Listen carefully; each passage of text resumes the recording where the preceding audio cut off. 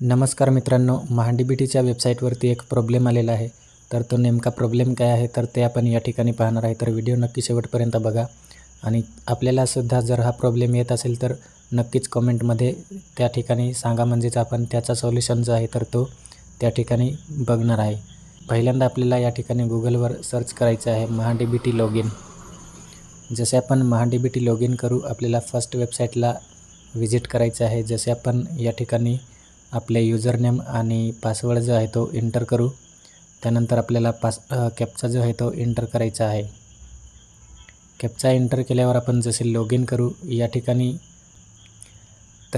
आपण पाहू शकतो आपली जी प्रोफाईल असते या ठिकाणी या बाजूला, तर ती संपूर्ण प्रोफाईल या ठिकाणी गायब झालेली आहे. आणि आपण या ठिकाणी पाहू शकतो ॲकॅडमिक इयर आणि या ठिकाणी एक ऑप्शन दिलेला आहे सबमिट करायचा.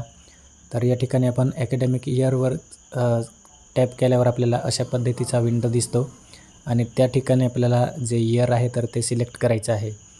पण या ठिकाणी अचानक ही जी प्रॉब्लेम आहे तर ती आलेली आहे. तर कशा पद्धतीने आपण या ठिकाणी जे इयर आहे तर ते सिलेक्ट करायचं आहे त्याचीसुद्धा या ठिकाणी कल्पना नाही.